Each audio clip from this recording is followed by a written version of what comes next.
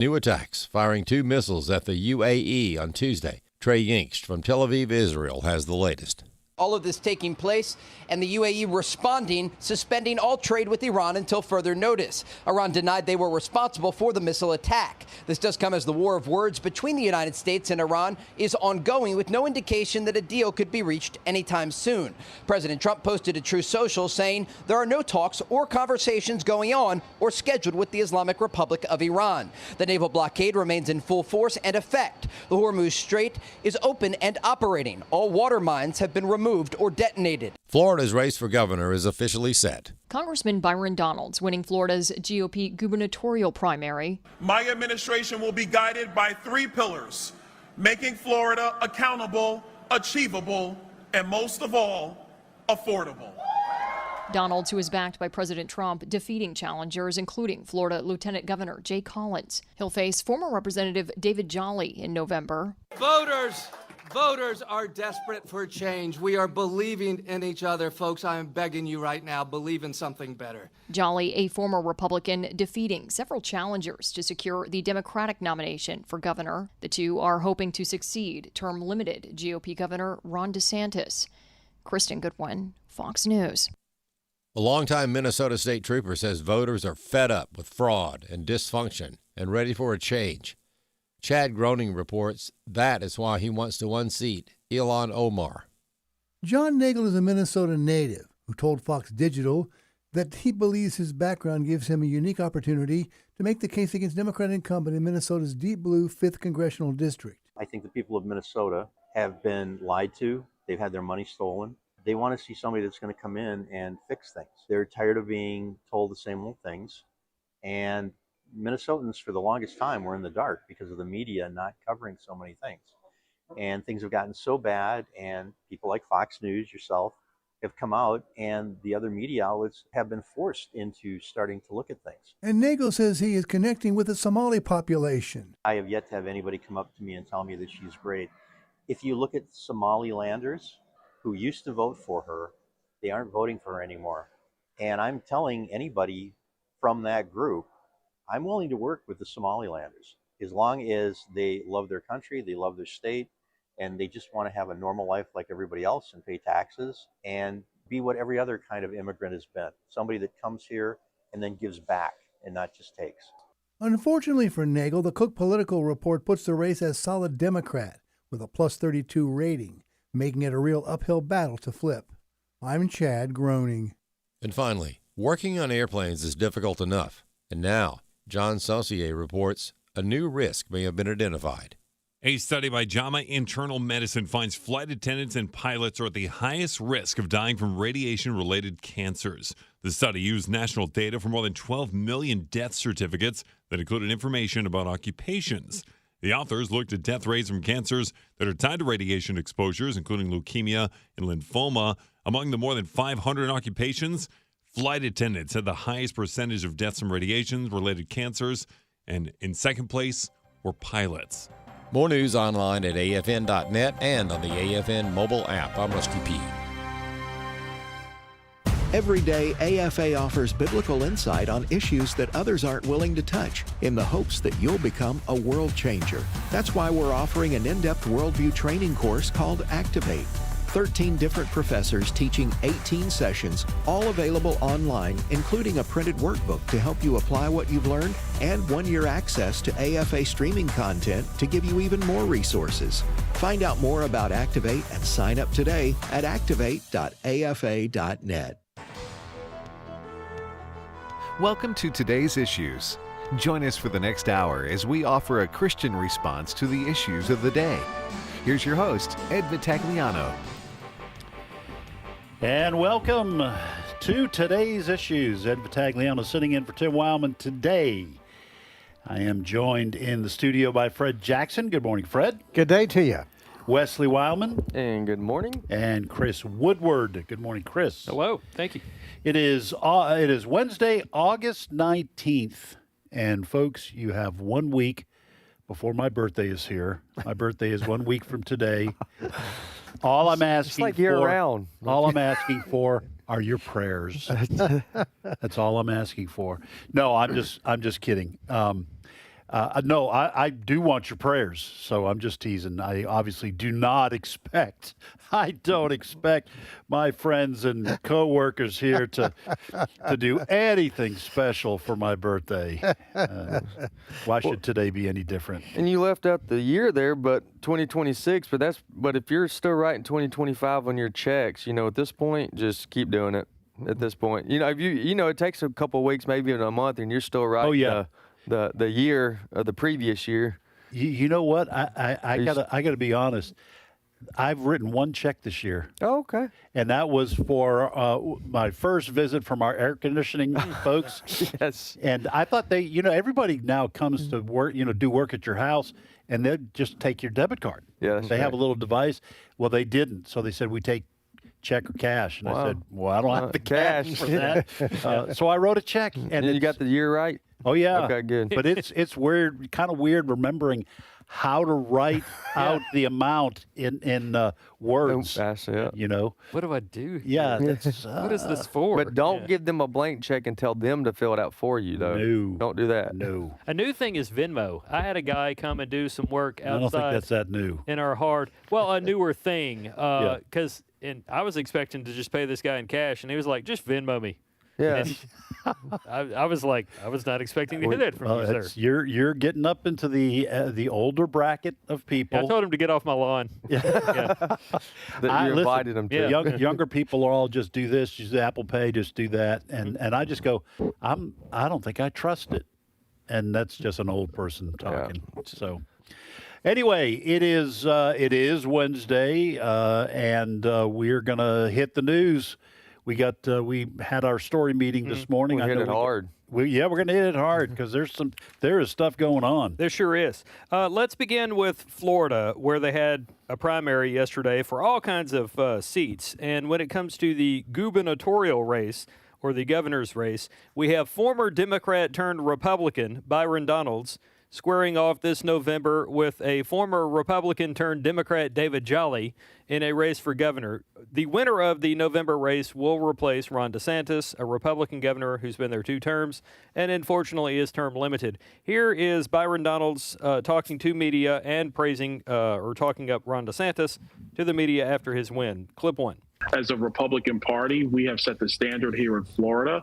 Ron DeSantis has done a great job as governor, and it's about keeping the wins that he's brought to our state going forward, but also building for our future, making sure that we can balance the growth with our agricultural lands and our conservation areas, because Florida is the best state in America, and we're not going to stop anytime soon. Well, listen, Fred, there's a lot of high hopes for Byron Donalds if he wins and becomes governor of Florida. He's only 47 years old. He could become a leading figure in the Republican Party. Yep. You got conservative credentials. Mm-hmm. He is a black conservative. Mm-hmm. That is probably he's not unique in that way in the Republican Party, but if you're going to draw more from the black community to the Republican Party, it helps to have a conservative black voice touting conservative ideas. Exactly, and I think all Byron Donalds has to do is say, I'm going to continue on and do what Ron DeSantis has done. Right. If he says that, he's going to have a good night on election night. That's where he is. I mean, when you follow up with a governor who has done as well as DeSantis has done, that Florida is cooking. Yeah, it's cooking. You've got New Yorkers that are streaming down the East Coast to get away from Mamdani in right. New York City, et cetera, et cetera. DeSantis very sharp. Byron Donalds very sharp. I think he'll have a good night in November. It's kind of interesting. Chris mentioned the Democrat challenger there is going to be David Jolly, who was a Republican who turned Democrat. And he is going to try to convince, in his speech, he tried to say, I'm pretty conservative too. I'm just going to read a little portion of what he had to say last night. He said he embraces capitalism and a lean government, but one that needs to do its part to fill the gaps such as education and housing. He calls himself an old school Republican. So what he had to say last night is shaping up what that campaign is going to be. Is that I'm not one of these, Jolly's going to say, I'm not one of these DSA people. Right. Although we are going to talk about what happened last night with one DSA candidate that's going to run for U.S. Senate. So Florida's going to be really interesting to watch on election night. But you're going to have two people, Byron Donalds and David Jolly. You're going to have two people that are going to sound similar in economic policy, celebrate capitalism, et cetera, et cetera. So Jolly, I think, is going to move further and further to the center, and with a few caveats in there to make him sound like a Democrat. But Byron Donalds, I think, is just going to say, I'm going to continue on with what Ron DeSantis has been doing the last several years. Well, and Wesley, Byron Donalds is going to also say Donald Trump. Yeah. He's going to say Ron DeSantis and Donald Trump. And in Florida, that is going to be, those are two very popular names. To me, I would guess, as your dad says, if I were a betting man, this race is Byron Donalds to lose. But he's pretty politically savvy. I think even though Jolly is trying to sound almost like a Republican, I think those two names, Trump and DeSantis, are pretty potent stuff in that state. It is, and I'm a little more familiar with Byron Donalds the last couple of days, knowing that this story was going to come up. Did you realize, it was new information for me, but he grew up in Brooklyn, New York. And so I'm wondering how much of his experience with a very deep blue state and a really deep blue city, how much that has impacted his worldview. Because he was a Democrat, right? Yes. Yep. Yes. He was a Democrat, and That's you right. you get that sometimes. John Fetterman, the senator from Pennsylvania, he's made noises, and it sounds like it wouldn't take much to push him over the edge and either declare himself independent or maybe even become a Republican simply because of the whacked out ideas that he's trying to, put out like a fire that's spreading in the Democratic Party. So that's a good point. Who knows whether his experiences up in New York has shaped his. Yeah. He also seems to be, from what I'm reading, seems to be really good on education, kids' education, public school education, and wanting to make that a priority for him. And we've talked about this yesterday on the program, just how far our education has, in not all districts, not all schools, but overall, the education is watered down and almost non-existent, and just pushing kids through in a lot of these big cities. And and he seems to be making a big deal that that's a problem. Mm-hmm. Yeah. You talk about Byron Donalds? Byron Donalds. Yeah, his wife works for one of the education watchdogs, so I would be surprised if she didn't have some sort of education platform as a future First Lady of Florida, should he be elected this November. Now, it's very important that everybody pay attention to Florida and Ohio this year, because if those states end up electing Democrats to be governor or for the Senate and stuff like that, that I think spells doom for a J.D. Vance or a Marco Rubio should they decide to run for president in 2028, because their home states, which they would need to win to get to the White House, have flipped politically. So these things are important, even though you might live in Mississippi like we do or some other state. Everybody should pay attention to and care about the direction of states. And I use that to segue into this segment for the show. A Democratic Socialist candidate by the name of Angie Nixon is running for Senate in Florida. Nixon, I think. Yeah, excuse me. Thank you. I had it wrong on my sheet here. Angie Nixon is the Democratic Socialist candidate, and she is running in Florida here. So let's hear a little bit from the DSA, Angie Nixon, clip 2. People are demanding change. They are tired of the billionaire and corporations running this country. They are ready for hardworking, everyday people to get to decide what their economies and communities look like. Very, very. She took a page out of the El Sayed playbook there, or Bernie Sanders, or. Well, Fred, this we're going to hear a lot of this kind of stuff, and not just this year, but going forward. This is going to be, and frankly, the reason why I think some of these DSA-backed candidates, when we mean the Democratic Socialists of America, it's an organization that promotes candidates. The reason they're having some success is that there are a lot of people out there that are feeling economically left behind. They are going to be susceptible to this kind of messaging and other messages that the DSA candidates are rolling out. Yeah, I think a couple of things, as I think Chris was just pointing out. What happened in Florida last night with regards to this particular race for the U.S. Senate is a pretty well a carbon copy of what happened in Michigan.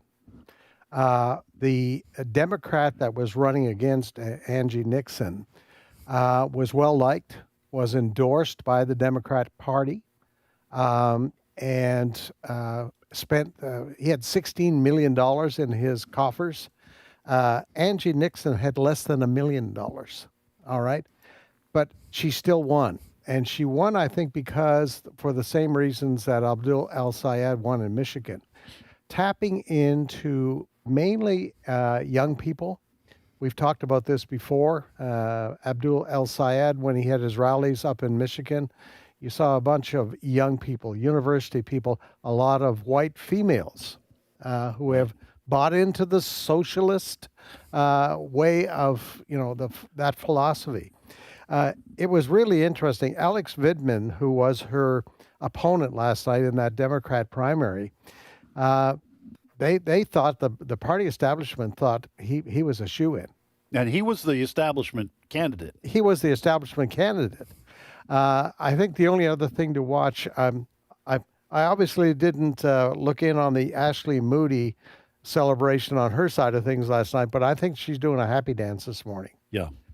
You're going to have Ashley Moody, who was appointed by Ron DeSantis when Marco Rubio was appointed Secretary of State. Right. They needed somebody to fill Marco Rubio's shoes. Ashley Moody was moved into that, former Attorney General, very popular in Florida. Yeah. And she's done a great job up in Washington. So she's going to be completing that stay, Marco Rubio's stay. So I think I would be totally shocked if Ashley Moody doesn't have a fairly easy walk in this. Because the establishment candidate for the Democrats, who Angie Nixon beat, Alexander Vidman, you mentioned. He's a former Army intelligence officer. Yes. You have somebody who served in the military. That's always a really good part of your credentials. If you're in a state like Florida or Texas, that's the kind of person that could have been a little bit more trouble for a Republican like Ashley Moody. And Nixon, I'll tell you, she's every bit the Abdul El-Sayed playbook, DSA playbook. Does Florida really want that? And No. She does not like Israel, accusing Israel of genocide. There's a fairly large Jewish population in Florida, especially in Cuban population, and Venezuelan. Doesn't like socialists. I know. So I think she picked the wrong state, but that's my opinion. It's going to be interesting to see what the party does with her. Yeah, that's the conversation. Do you want to start writing checks now for her campaign?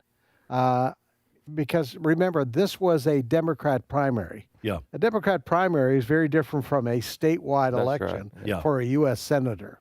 So we'll keep an eye on this. But if I was a betting man, she's got an uphill climb. Mm-hmm. Well, Wesley, this is another case in which the Democratic Party establishment, I'm looking at an article from The Guardian that calls this an upset. This is an upset win for Angie Nixon over the establishment candidate. This is becoming a pattern inside the Democratic Party. I think going forward, we talked about it, but more and more we see evidence this is a real civil war inside the Democratic Party, and who knows who's going to ultimately win. Yeah, and this is these types of stories that lead me to believe that it's giving the Republicans a little more cushion. A little more cushion, because they have their own problems right now. They are not Not a lot, but there are a few things that as a Republican, when you voted for Trump, that you were expecting to get that you're not getting right now. Right.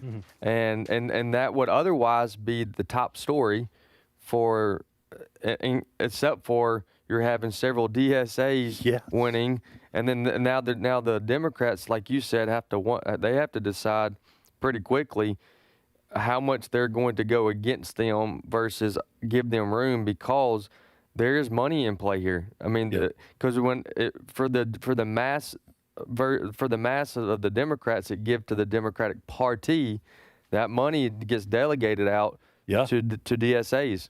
Yeah. Unless they get involved in that, and that's where the Civil War becomes. Yeah. Well, I think that's an excellent point. The Republicans do get some cushion here. I guess we'll wait and see whether that dissipates. But going forward, the Republican Party, because we're after this election, Fred, we turned the corner. We turned the corner, and we're looking at the last 2 years of Donald Trump's administration. He can't run again. Yeah. Then you start turning to, okay, well, who is going to succeed Donald Trump? What is the message going to be? What are the policies going to be? There's going to be a fight over how many. Are we going to go back to wars? We're still in a war in Iran. What are we going to do to bring down the price of everything, which is one of the messages that got Donald Trump elected in 2024. A lot of stuff going on here, and to Wesley's point, the victory of these radical DSA agents I feel like they're agents, secret agents. It really does cloud the picture for the Democrats and give the Republicans some breathing room. What do they do with it? Well, I think what the Democrats are trying to do right now, and if you watch Fox and some of these other programs, they invite Democrats on to, and they're always asked, the Democrats, what about your DSA candidate? How can you support this guy? Is it a detriment to your party? And they tried to deflect right away. It's really interesting to watch. They go to their set of talking points right away. Yeah. They do not want to talk about Abdul El-Sayed, and they don't want to talk about Miss Nixon, Angie Nixon down there in Florida. Because these candidates are popular with young people. Exactly. The Democrats can't say anything that's going to drive those voters away. Exactly. So they can't. And, as was said, Haley Stevens in Michigan, she came right away. She was running against Abdul. I'm going to vote for him. I'm going to campaign for him. I'm sure Vitamin, if he hasn't said it already, will say, I'm going to help Nixon get. Oh, yeah. It doesn't matter, because the Republicans are just going to point, and they don't have to exaggerate. Right. Republicans do not have to exaggerate how radical these people are. And the reality is, these people, the DSA people, have found a home in the Democratic Party. Yeah. There is a reason for that, because the Democratic Party has been moving in their direction. Yes. All right? Starting with the 2020 race. Yes. When they got Bernie Sanders to step aside for Joe Biden, I'm guessing promises were made to this side of the party. Yeah. Now, for the Republicans, the Achilles heel continues to be Iran. Yeah. They've got to decide. The president has to decide pretty soon what he's going to do to take that off the table. Because if we're still there, and the Iranians are still putting out mines and blowing ships up, and they got the Houthis involved, and their proxies that are involved. If all of that is still going on near Election Day, that's going to be a problem. Yep. And the prices of gas and groceries have got to start coming down. And stay down. The American people have to see that. And I'm not sure there's enough time. Frankly, we're here. I mentioned August 19th. We are less than 3 months away, 2.5 months or whatever from the midterms. I'm not sure there's enough time, even if we got out of Iran right now, for the voters' minds to change. And I got depressing viewpoints on this, or cynical. I think if we were going to pull out, we would have already done it. I think, unfortunately, he's going to get this one wrong, continue to get this one, he meaning the President Trump and his administration. I think they're going to continue to get this one wrong, unfortunately. But it goes back to, if the DSAs weren't involved in the Democratic Party and winning, then I think it would be a pretty big blow because of the war to the Republican Party. I think it'll be a little closer now because of that. I think it kind of offset itself a little bit from a political standpoint. Yeah. So. Well, and let me just say this one last thing, and you guys can, tell me what you guys think. As we move past the midterms, I was talking earlier about the Republicans have some decisions to make. If you're gonna run for president, I think the war has been polling is clear, very unpopular amongst even Trump supporters. Yeah. Okay, you've got to be careful because President Trump is still hugely popular amongst Republicans, and especially MAGA. Okay, so if you're a J.D. Vance, Marco Rubio, whoever else is going to throw their hat in the ring, Fred, I'll toss it to you first. You've got to decide, what am I going to say about forever wars? And do I criticize President Trump? Because then you risk the ire. Then you've got your kind of a mirror problem with the Democrats. You can't afford to anger your ground troops, which right now are MAGA voters. You can't alienate them, just like the Democratic Party establishment can't alienate young voters who support socialists. The ball is in President Trump's court. He has to make that decision on Iran. It will be a mistake if a decision is not made and we get ever closer to 28. Yeah. And I honestly believe that the president has to make a decision before Labor Day. Yeah. Yeah. That's a new deadline. Yes. No, seriously. How many weeks? Is that 2 weeks away? Yeah, a couple of weeks away. 2.5. You have to come out and say, we are now satisfied that they don't have a nuclear capability. We are satisfied. Our intelligence tells us we've stung them badly on that front. We are going to continue, and I would suggest an announcement about some kind of international force, Saudis, Qataris, getting together with the United States to ensure that there is passage through the Strait of Hormuz. Yeah. Then you're going to see gas prices go down. Gas prices go down, groceries follow that. But that has to be done, I believe, in September. I say Labor Day. But I think he has to make that decision, because if he doesn't, and this continues to drag on, this becomes a real liability for 2028. Yeah. If you leave it up to the candidate for 2028, whether it's the vice president or whether it's Marco Rubio or somebody else, you leave it up to them to decide, that is going to be a problem for that puts them in a pickle. It does. Yeah. It does. So he needs to clean up the mess, President Trump, to make it clean for whoever's ever going to run. Because Marco Rubio, let's say it's Marco Rubio or J.D. Vance, even if they start to say, well, we're going to stop with the forever wars, I'm just using it as a label, the media will question them. So do you disagree with what President Trump did? And now you're having to dance. Yes. And like you said, you want that to be cleaned up before folks have to declare for 2028. Yep. All right, when we come back, Abraham Hamilton III will be on with us, and he's the host of the Hamilton Corner. And we're going to take a short break, and when we come back, Abe will be in the house.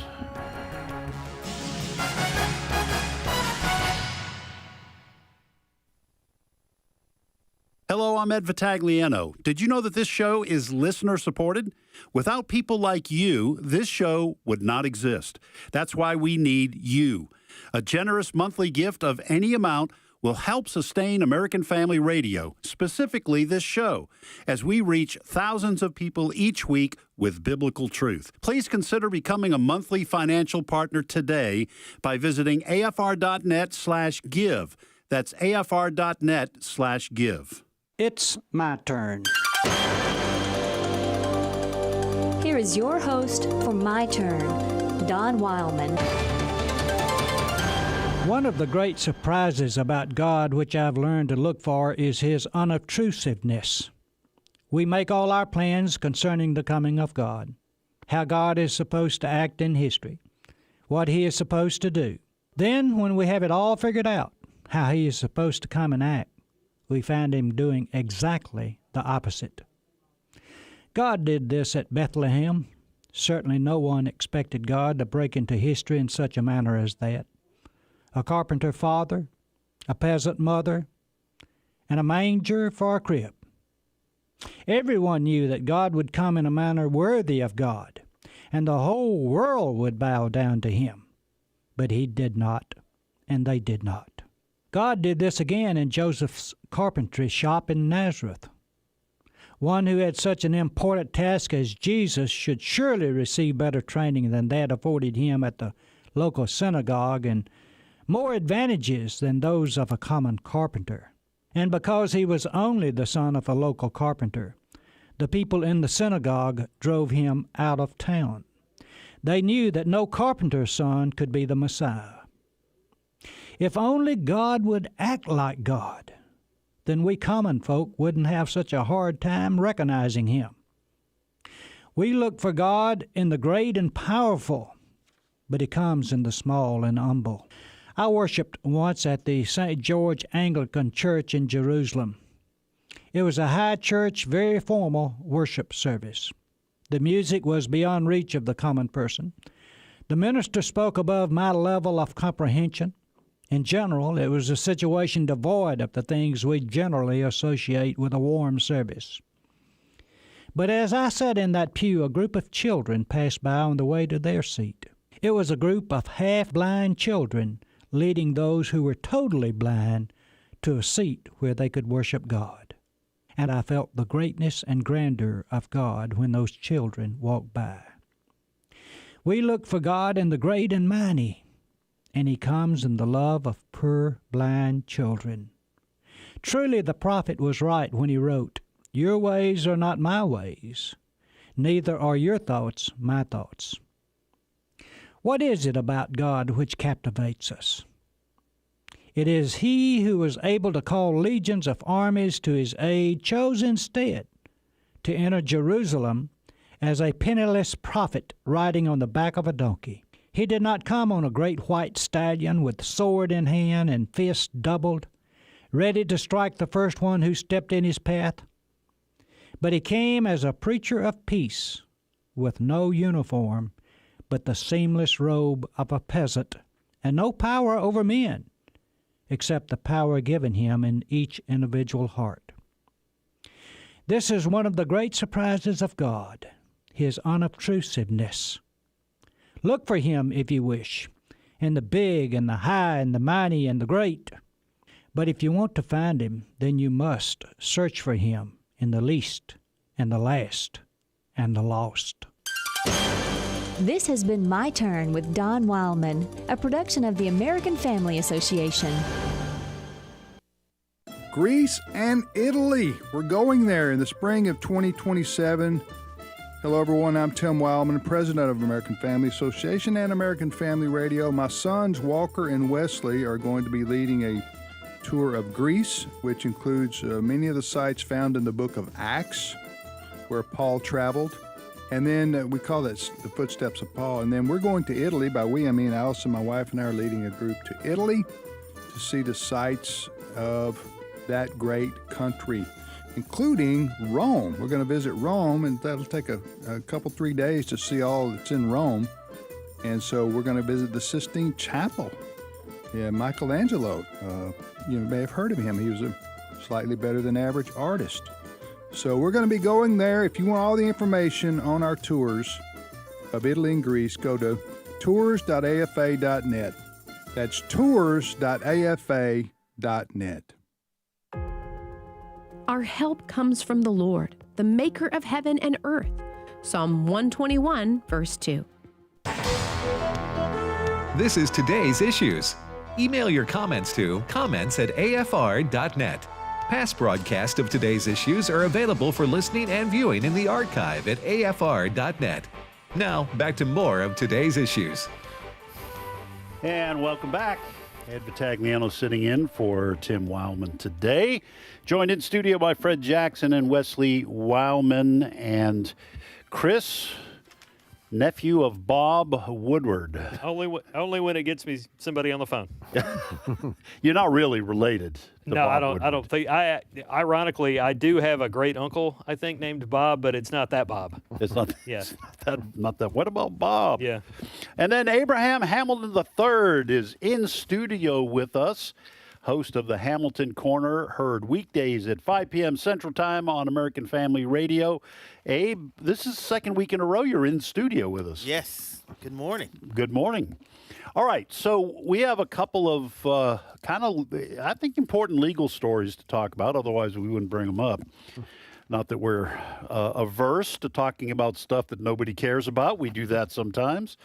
So Chris set up the first story for us. So we want to talk a little bit about Meta. Yes. You better explain who that is. Yes. And then talk about the case. I think you have some sound, and then we'll get Abe's take on this. Bob's wife. Yeah. It's Meta. Yeah. Meta. All right. So Meta is the company that owns Facebook and Instagram and other social media apps.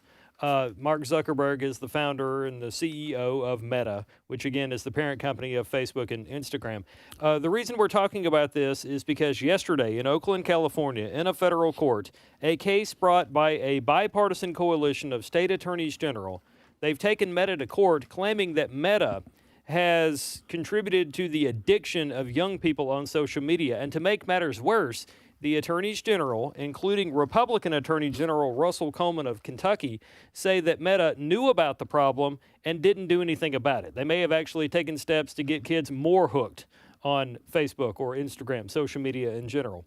I do have some audio here of Russell Coleman, again, a Republican, as part of this coalition. Clip 6. We are going after the addiction machine that is TikTok, the preferred platform for predators that is Roblox or Character AI. This is a narcissistic program that hurts our kids. Absolutely. We're going to go. We in law enforcement, we go to where the threats are. And social media is the threat to our kids. It's the opioid fight of our generation. A lot of people have also compared this to something that happened in the 90s where states took on big tobacco and got a huge settlement. Penalties for this case could top over $1 trillion, but Coleman, Attorney General Rob Bonta of California, and others say they're really just trying to get Meta to change their policies. Okay. So, Abe, I have no idea, really. I haven't polled the panel. I have not talked to you about this. I personally have a problem with using addiction language for problems that stem from a lack of accountability or responsibility. I don't know how to put it. While I am sympathetic to the frustration of parents and the fear, the parents, the anxiety the parents may feel about social media swallowing up their kids. So start with the legal angle here, if this is a wise or a wise approach. And then you're a pastor, you're a father, you know, how many kids you have? 6 kids? 6 kids. Then tell us your pastoral parental view on these kind of issues. Yeah. Oh man, I have lots of thoughts. And I think it should be pointed out that this lawsuit that's currently pending in Oakland follows a previous lawsuit earlier this year where the young lady's acronyms were used as a plaintiff, KGM. First name is Kaylee, where she sued initially TikTok, Snapchat, Meta, and Google for YouTube for personal injury for mental distress, body dysmorphia, and other things. And she won $4.2 million in combined compensatory and punitive damages from Meta and $1.8 million from YouTube. And there's another lawsuit. She won? She won, yes. Mm-hmm. And she's 20 years old at the time of the lawsuit. But the allegations, based on her own testimony, is that she started using social media when she was 6 years old, spending hours and hours and hours on social media, using the features, using the filters to hide her insecurities and all of these things. While I am, as you mentioned, I'm a parent. I live in this world. We're fighting the tech beast like everybody else. But I'm very concerned about what you said, using litigation to address an accountability issue. I have a problem with a child that's 6 years old being allowed to be on social media for hours a day. Right. And then when she's negatively affected by it, the parents end up getting a financial windfall and not dealing with the accountability aspects of it. I do believe that, being in the free market as a corporation, you should employ responsibilities, you should do certain things. And I do believe that these companies are a bit different from like Roblox and other places, which, my children are not allowed to use Roblox. Right. Because having learned about the things that they do, I'll go a little bit further. My children don't have cell phones, which I've said before that it's not a phone, it's a pocket rocket supercomputer. Yeah.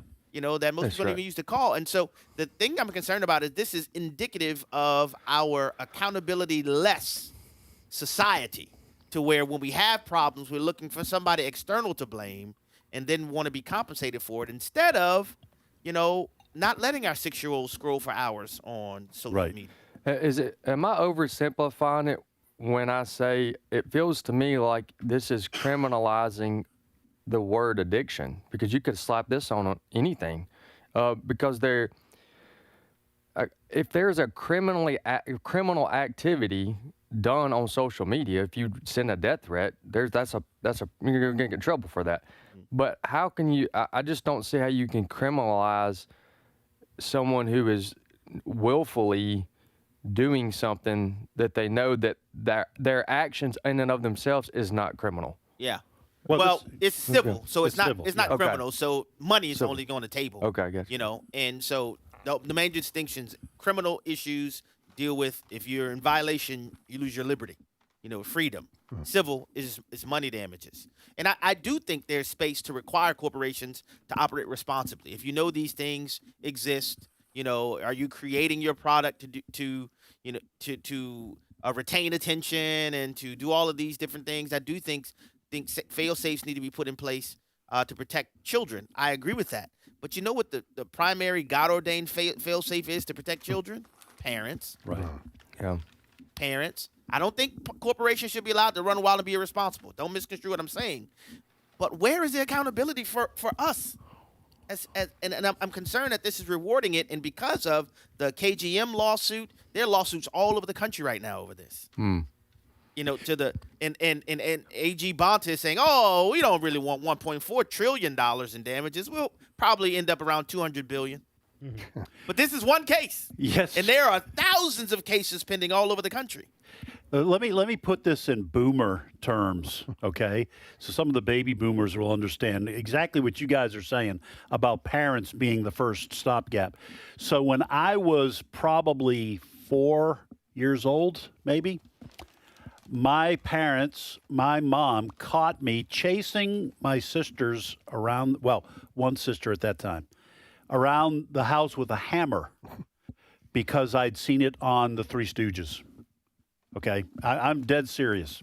Nyuk, nyuk, nyuk, nyuk. I'm running, with a hammer to hit because I saw them hit each other with hammers and nobody got hurt. Mm-hmm. My parents banned me from watching the Three Stooges.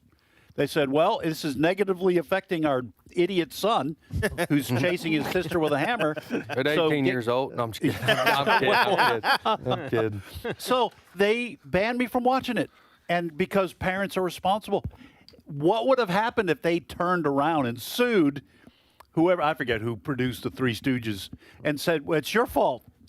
Because my son learned the wrong lesson. That's the concern I have with this is that where does this stop if you redefine or add to the simple definition of addiction? I mean, because I can't stop going back to the popcorn machine because that salt on there tastes really good, but I keep going back. But at some point, I can stop, but I can't hide behind addiction. Maybe you have a case against Orville Redenbacher. I'm considering it for that kind of money. Yeah, I mean, in the KGM case, she sued because she said the social media companies and YouTube caused her personal injury, including body dysmorphia and thoughts of self-harm. That's what she argued, and she was compensated for that. And that's what these attorney generals are doing. And again, don't misconstrue what I'm saying. I'm not. If Meta and others have evidence that this isn't addictive. They need to put various things in place. But I think it's a little bit disingenuous to say, well, we're not really here for money. We really want Meta to make changes. Yeah. Well, then why are you suing for money if you want them just to make changes? Right. Why not work with them to implement the changes that you think need to be made instead of saying, hey, by the way, we're going to have this coalition of 29 attorneys generals, and we all want to get our forks into a small pot of $200 billion. Yeah. All right, let's go. We don't want to keep Abe the whole time. Let's throw this second story his way. In other news, ABC has taken the rare step of suing the Federal Communications Commission on First Amendment grounds, saying the FCC's demand for early review of its broadcast licenses pose an existential threat to the network. A little bit of background here. The Trump administration doesn't like how it's been treated by ABC. It doesn't like what some people on ABC are saying. And as a result of that, the FCC, which has people appointed by President Trump and other presidents on the FCC, the FCC is saying, hey, we're going to consider pulling your broadcast license. So what do you think about ABC's claim that this is a threat? So, Abe, how is this different? We complained about the Biden administration weaponizing the federal government. We did more than complain. We sued them. Yeah. So are we wrong to – I can't believe I'm saying this. Are we wrong? I'll say I don't know what everyone else thinks. Am I wrong to say I'm siding with ABC on this one? Well, this is where you have to distinguish public relations from the actual core of the investigation, because Disney is attempting to say this is a First Amendment issue. But if you actually look into what the FCC is looking into, they're querying Disney concerning their DEI policies that they've been operating within over a year. They're not doing anything concerning the First Amendment. It has nothing to do, from the FCC side, nothing to do with content regulation. It has is that right? That's exactly right. That's why it's like Disney has lawyers that are very smart, and they know that they can win a PR campaign by saying that this is nothing more than a First Amendment challenge, or this is a veiled effort to crush us because of viewpoint discrimination, things of that nature, while they represent kind of absurd things like saying The View is a news program, a hard news program. Really? But the query, and I'm not, I'm a constitutionalist. I'm not a big government. I'm suspicious of government action generally. That's my disposition. And I maintain that suspicion now, but I think it's disingenuous for Disney to say that what the FCC is attempting is to cause them to change the content of their broadcast. All right, so what is the core of the investigation / challenge? Yes, the core of the investigation is because federal law under the Trump administration made changes concerning DEI policies, and for the previous year, there were allegations that Disney has been violating that in terms of their inner workings and how they're operating internally as a corporation. And the FCC is seeking to review that before they renew their licenses. Okay. Now, again, there still could be some untoward things going on, but it's a little bit of bait and switch in terms of what's happening in the public discourse, because Disney, I think, shrewdly so is trying to say, they just don't like what we say. The Trump administration just doesn't like us. They don't like what we say. This has nothing to do with anything else. When the FCC is like, you've completely mischaracterized what we're doing here. We're saying you guys have been violating federal law in terms of your internal DEI operations in violations of federal law. Okay, so let me just ask one additional thing, and then we'll let you go. And this is why we have you on, to help us work through these legal issues. So when you say the DEI, are you talking about the policies in terms of hiring or slapping a muzzle on people who work at ABC and don't want to be forced to say X, Y, or Z? The latter. Yes, okay. Absolutely right. The latter. Those who don't want to be compelled to convey certain messages because the bosses are saying that we have to satisfy this various quota and all these other kind of things. That's what the FCC is querying. Now, you could still make some challenges and questions on that front, but it's disingenuous to say that the query that the FCC is involved in is specifically concerning their First Amendment freedoms. That's not what's on the table at all. That's good. That is good to know. That is helpful information. Abe, before we let you go, anything you want to let your listeners know in advance stuff you're going to be covering? Not necessarily. I'm going to dig in a little bit more on these meta lawsuits because there was another case in New Mexico where a $576 million verdict was rendered. These are huge numbers, man. These are huge numbers. And a little behind the scenes information. I hate to say this, but this is true. A lot of this is driven by plaintiffs' attorneys. Yeah. They're looking for big wins. Like in the KGM case, Snapchat and TikTok settled out of court. People don't talk about that. Yeah. So the $4.2 million jury award and the $1.8 million jury award are in addition to what was already settled for out of court with Snapchat and TikTok.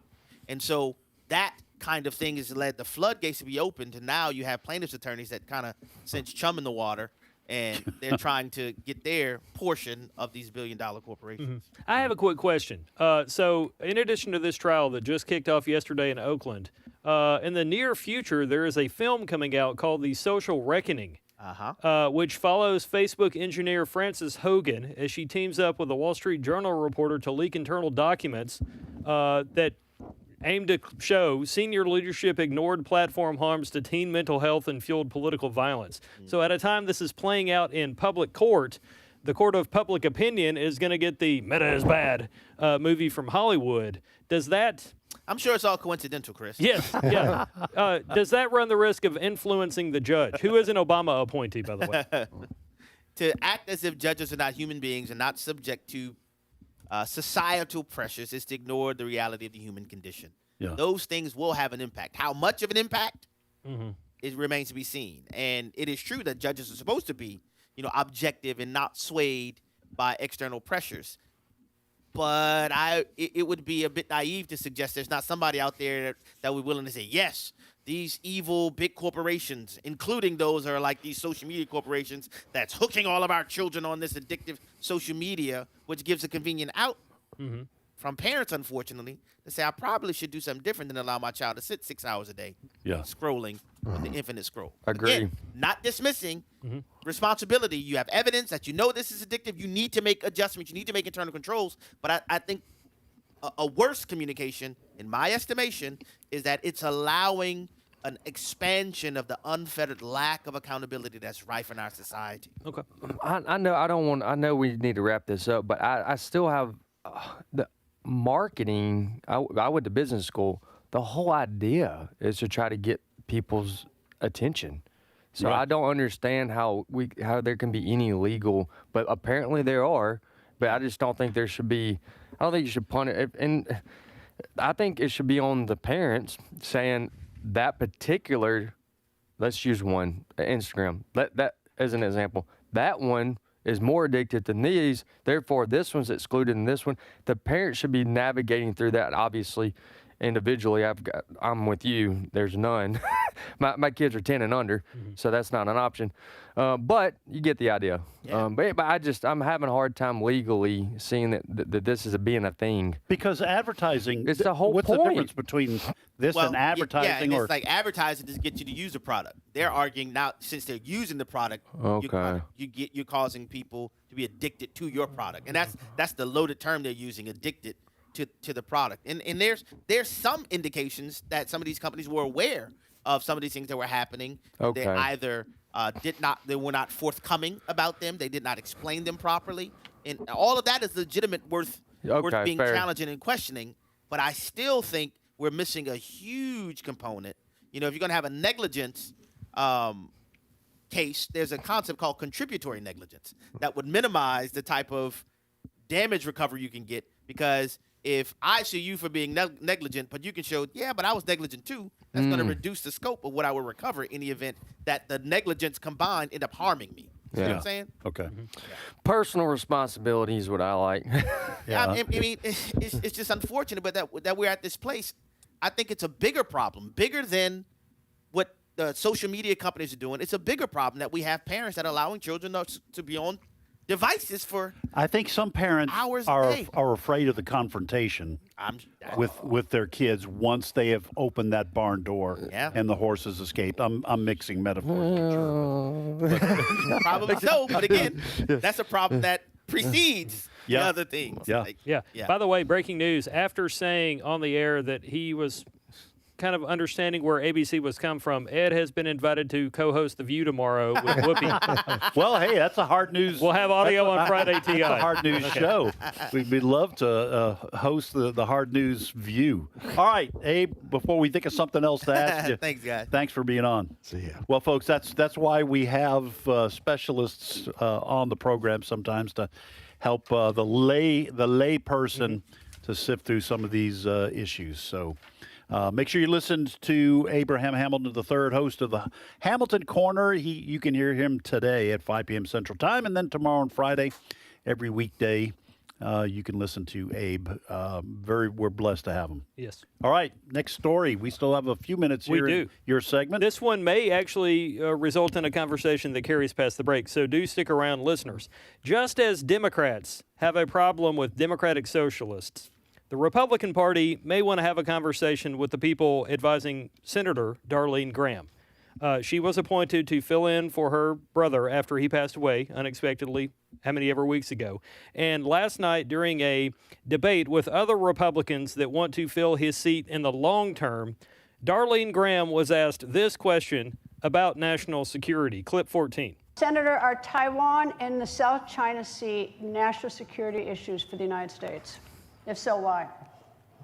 I'm sorry, could you repeat the question? Are Taiwan and the South China Sea national security issues for the United States, and if so, why or how?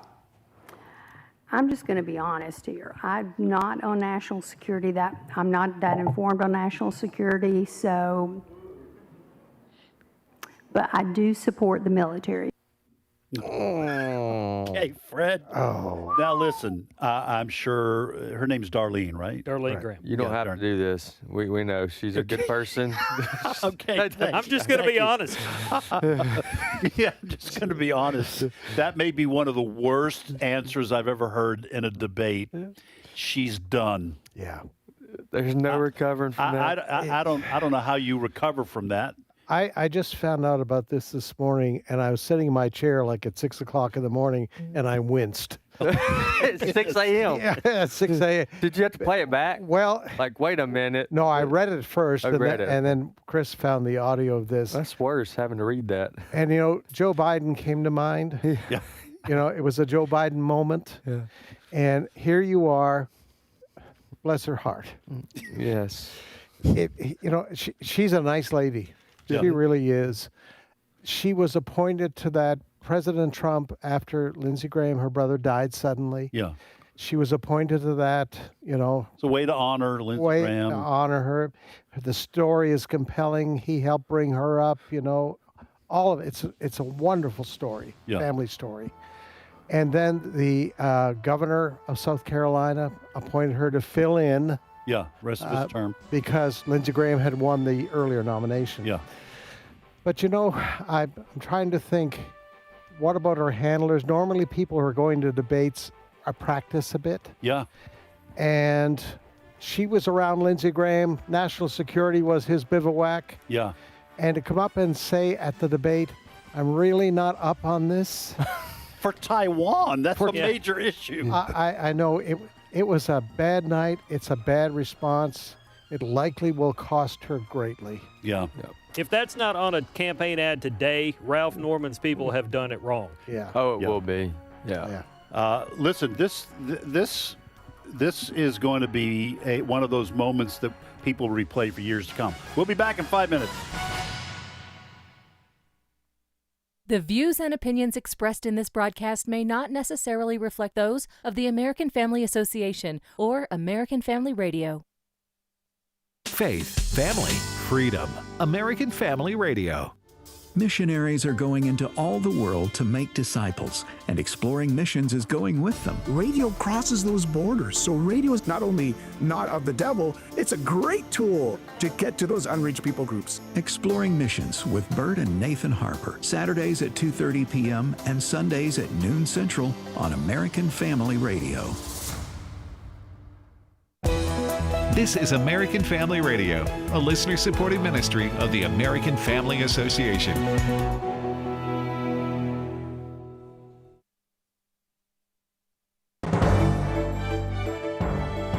American Family News, I'm Rusty Pugh. U.S. intelligence experts reporting North Korean operatives are applying for American remote IT jobs, and many are getting hired at major companies. North Korean operatives are also deploying artificial intelligence to help them get through interview questions and get remote jobs with American companies. North Korea is one of the most heavily sanctioned countries in the world. It needs the money. Earlier this year, the Treasury Department said these IT worker schemes fund North Korea's weapons of mass destruction program, bringing in $800 million in 2024. These North Korean IT workers are also hiring Americans to stand in on interview. The federal government is going after U.S.-based laptop farms, seizing funds, and urging companies tighten up your remote hiring checks. That's Rich Edson reporting. Congressman Byron Donalds winning the Republican primary for governor in Florida. He's set to go head-to-head with Democrat nominee David Jolly. Donalds previously proposed debates with Jolly, who responded, quote, "Get through your primary and we'll talk." And Donald says he's ready for those debates. I'm ready to go anytime. That's really more up to David Jolly whenever they're going to let him out of the box. But I'm more than ready, willing to go. In Georgia, police rescued a toddler and a baby after their babysitter kidnapped them. Jonathan Seri has more from Atlanta.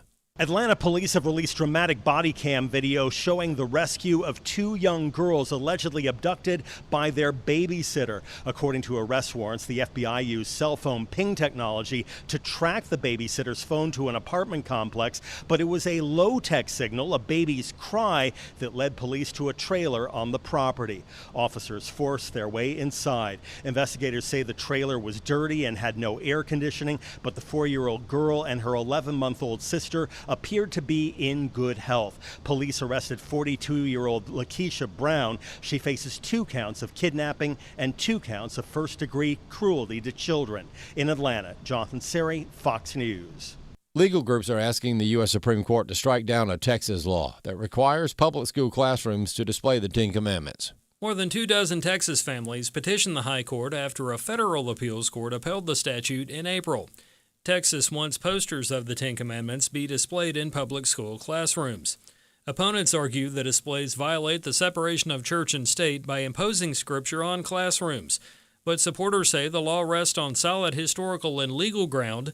Attorney Jeremy Dice of First Liberty says the regulated displays acknowledge the country's legal foundation rather than attempting religious conversion. When the law was passed, I think both here in Texas and in the state of Louisiana, the legislature went to pains to observe that the presence of the Ten Commandments has been with us from the very beginning. And if it's good enough to hang in several places in the Supreme Court of the United States, including facing the justices as they hear arguments, then it would certainly be worth our consideration within our public schools. Opposition groups are relying on a 1980 Supreme Court precedent that struck down a similar classroom display in Kentucky, but Dice argues that older standard has been overruled by recent high court decisions. They keep on citing this case that relies entirely upon Lemon as if it has anything to do, it has any more legal force and effect anymore.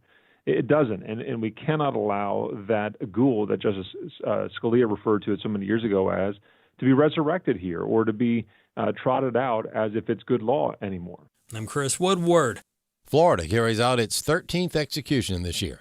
Gary Baumgarten has more. 61-year-old William Francis Sylvia, convicted of shooting his estranged wife to death and wounding his mother-in-law in 2006, given a 3-drug lethal injection. His last words, a priest by his side, was that the killing was an accident. But court records show that after he barged into a family picnic at the mother-in-law's house in a failed attempt to win a reconciliation, Sylvia went back to his truck, retrieved a shotgun, and shot both women. Gary Baumgarten, Fox News. And U.S. stocks are ticking higher today after the U.S. Treasury Department said it will buy more U.S. government bonds in a move that eased pressure on the financial markets. For American Family News, I'm Rusty Pugh. AFA Action takes attacks on the family seriously.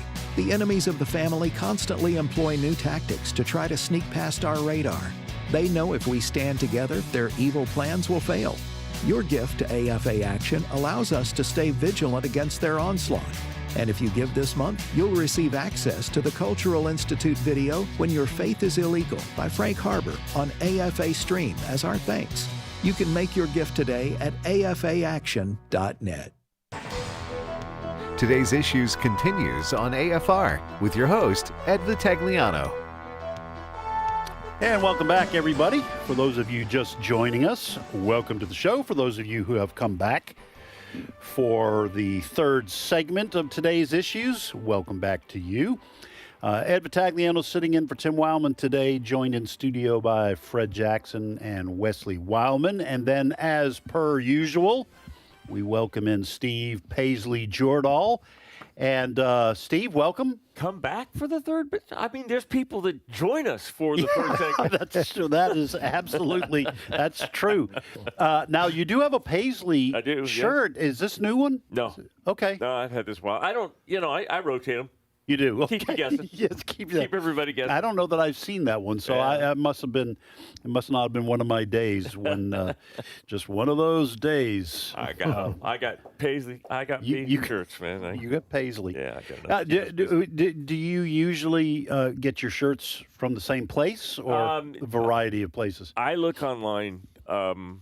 And my buying habits are such that now I'm fed a whole lot of places on my it comes up. I see ads all the time now for Paisley stuff. Are you serious? Oh, because you search for Paisley shirts. Well, because I bought one. Okay, like here's a site.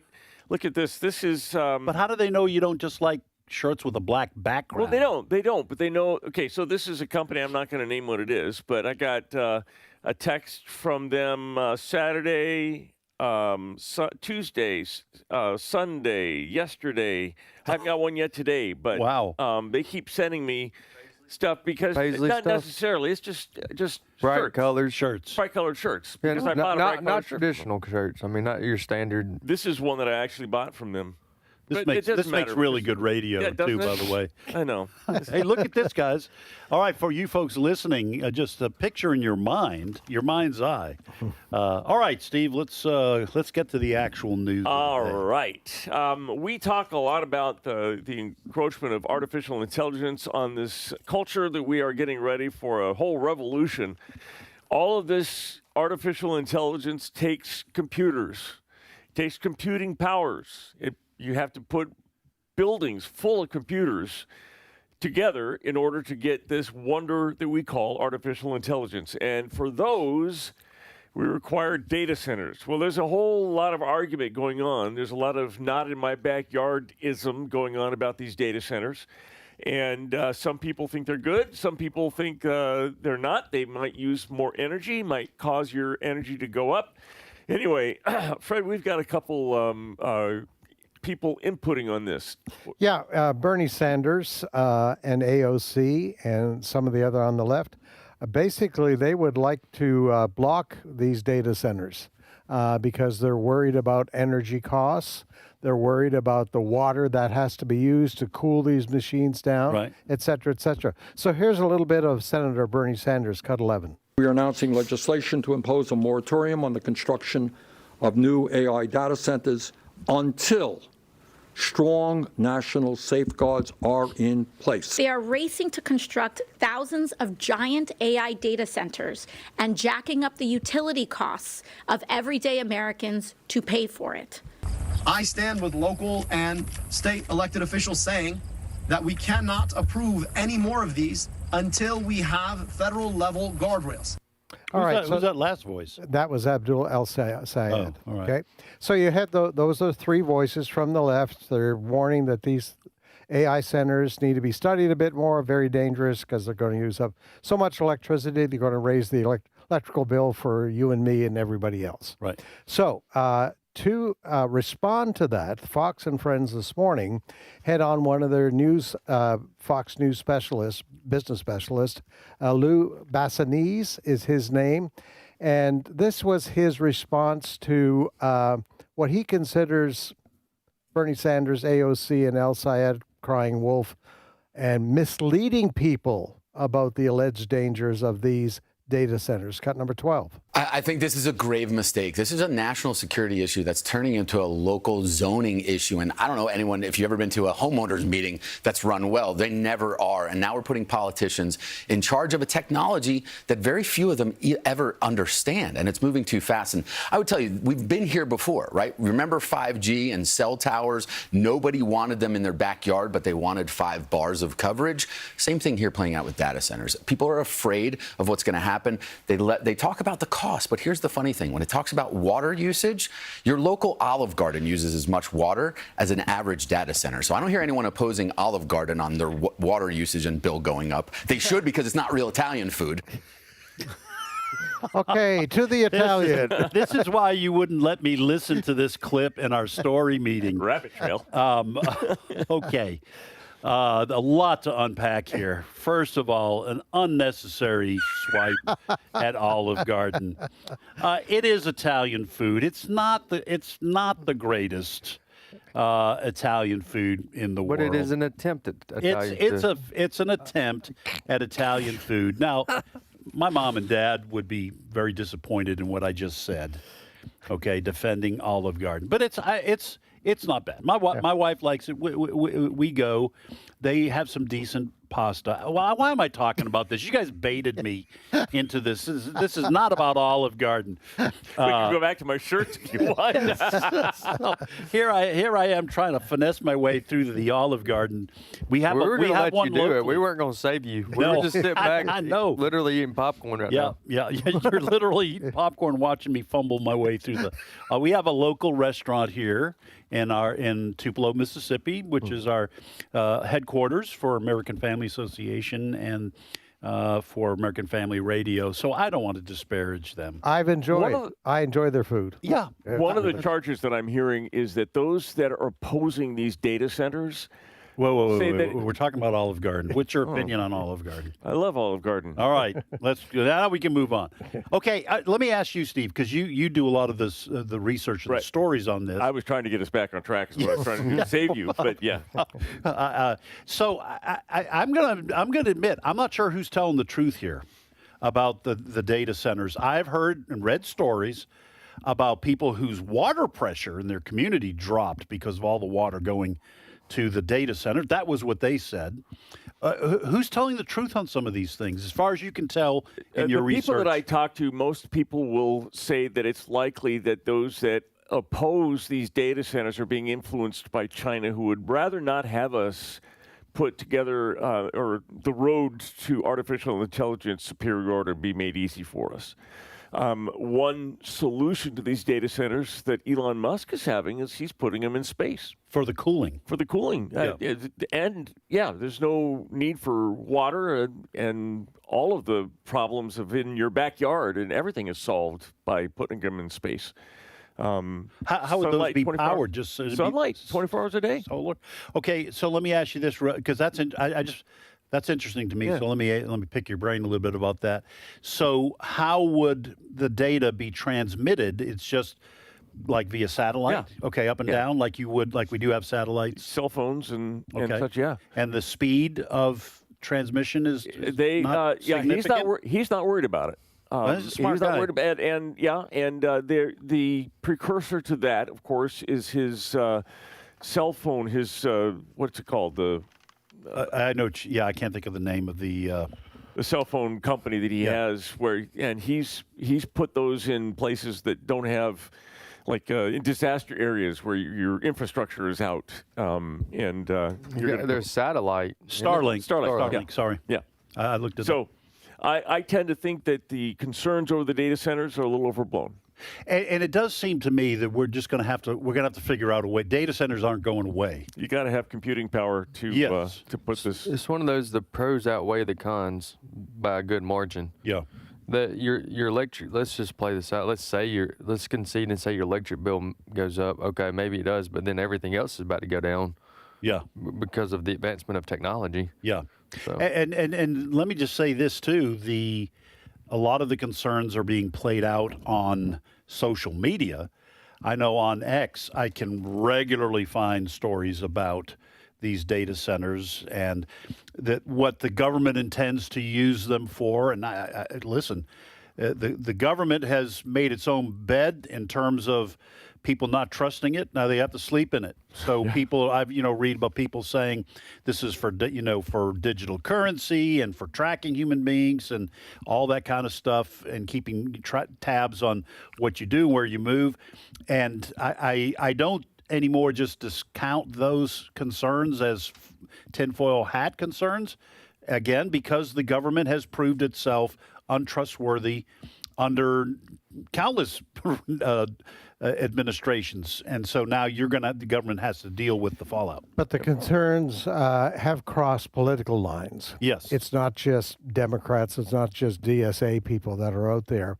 I believe, correct me if I'm wrong, Steve, in Texas, the governor there has put a moratorium, a block, a hold for now on development of future AI centers because there are certain cities, large cities, that are very concerned. These things do soak up a lot of energy.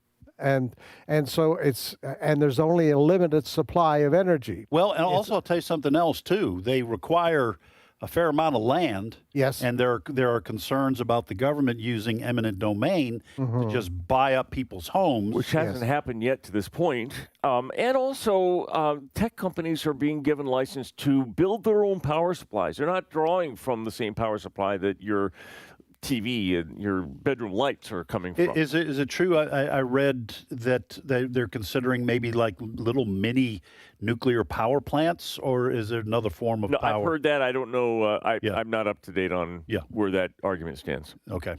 All right. That's good. So this is part of your regular beat. Yeah. Okay. So we'll turn to Steve Jordahl when we have questions about whether we should put on our tinfoil hat. Oh, let me just say this one other thing. I honestly don't understand how algorithms work when I'm online on the internet or when I'm using social media, because I started getting these kind of stories, I think in my Facebook feed or whatever, these people with these hats, these caps. You're supposed to put. Have you seen these? No. You put these caps on, and it's supposed to protect you from, this type of radiation or this type of signal. I guess it's just me. I have no idea why they're pointing these at me. I have no interest in it.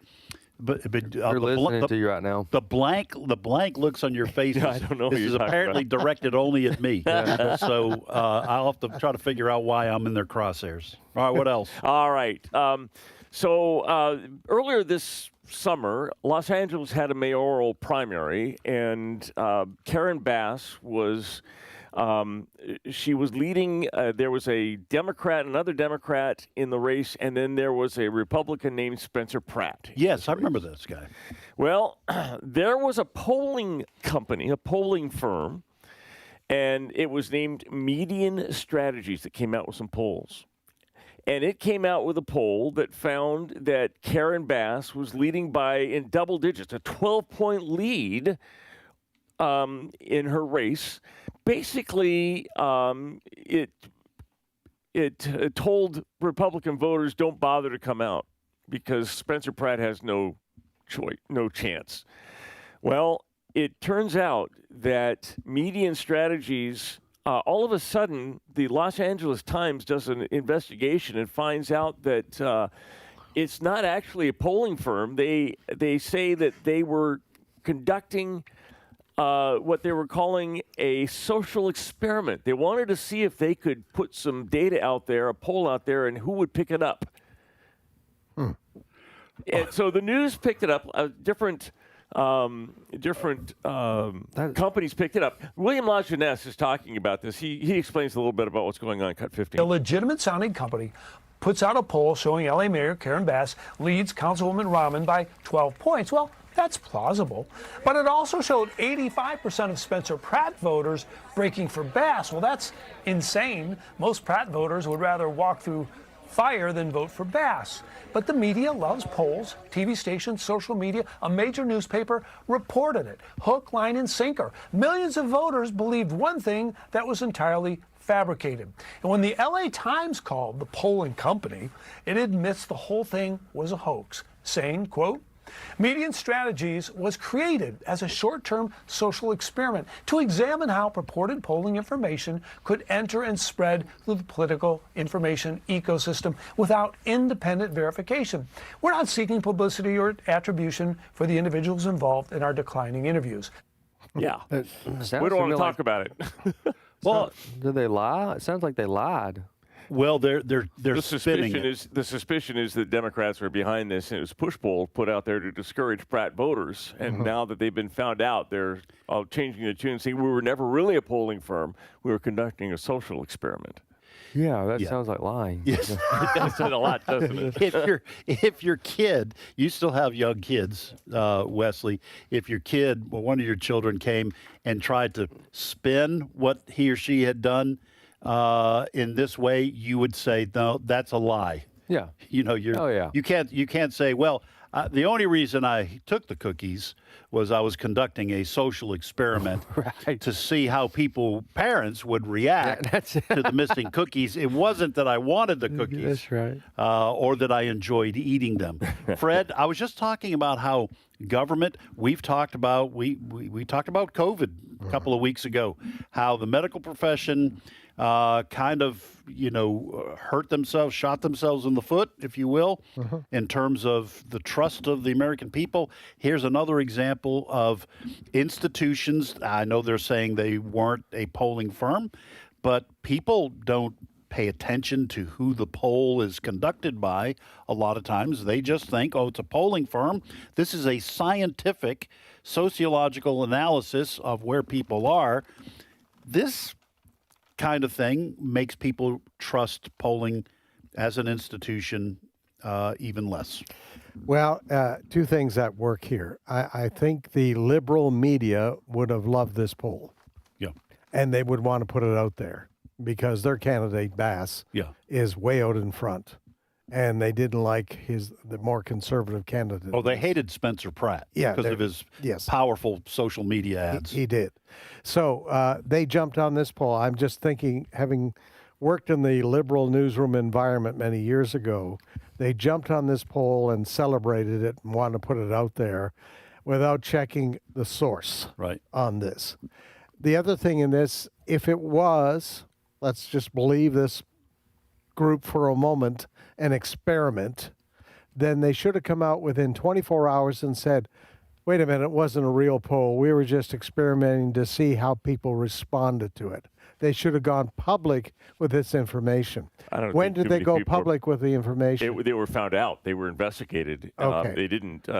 I'm surprised. Was it the LA Times? LA Times. I'm surprised they took the time to investigate. I'm not defending them. Their claim that they were trying to experiment to see, they would probably say we needed more than just 24 hours to see how this went. To me, the answer would be, the right approach would be, you don't do a political poll, do a poll on some other subject. Yeah.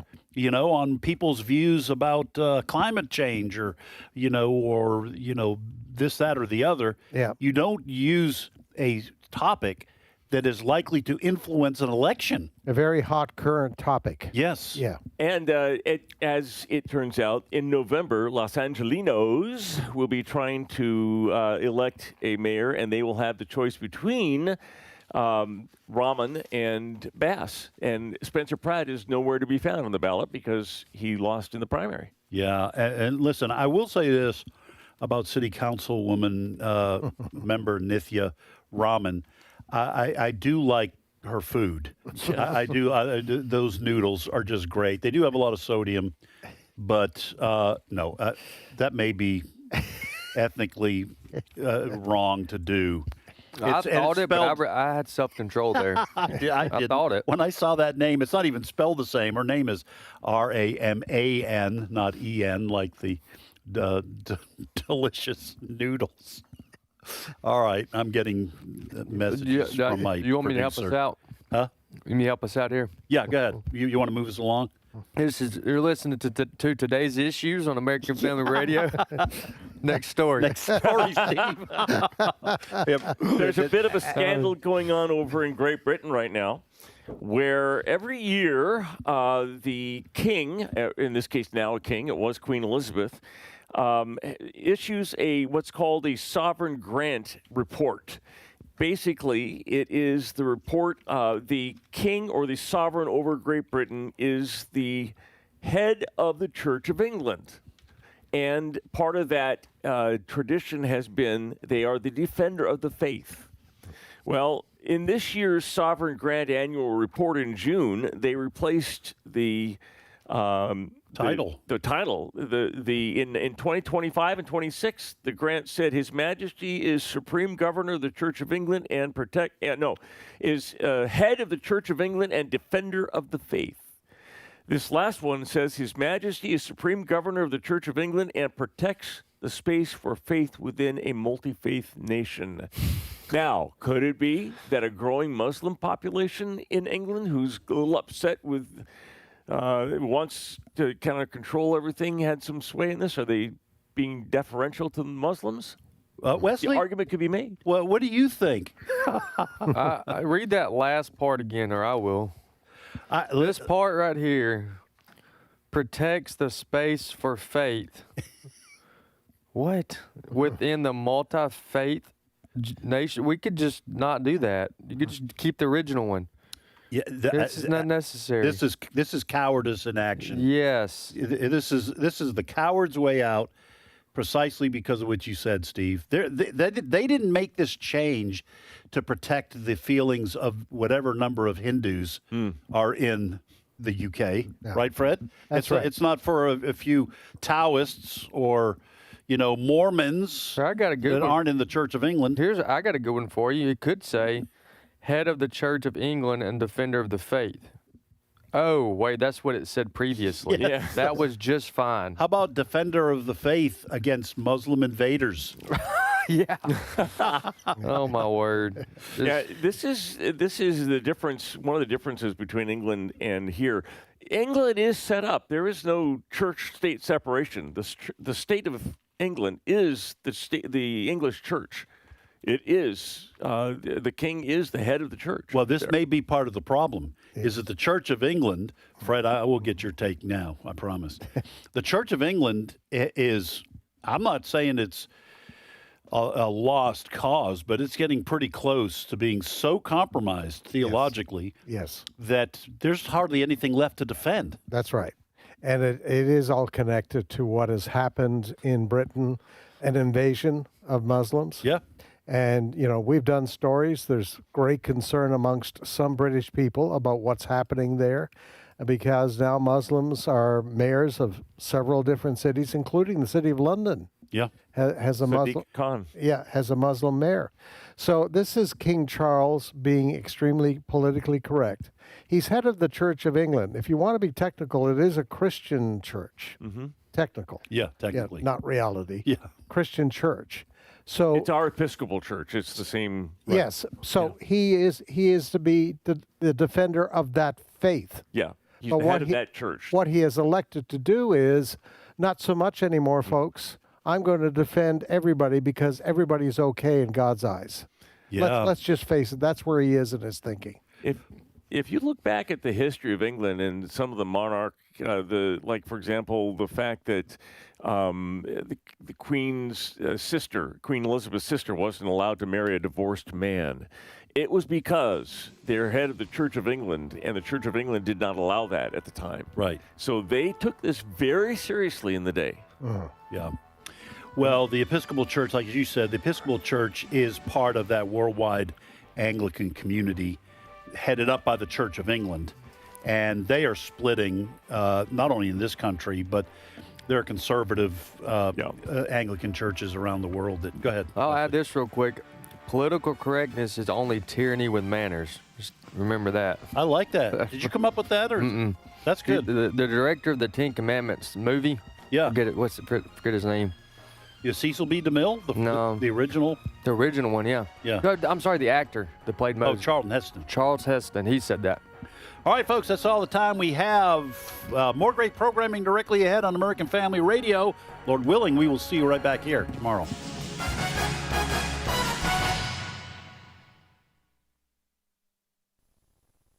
Greece and Italy. We're going there.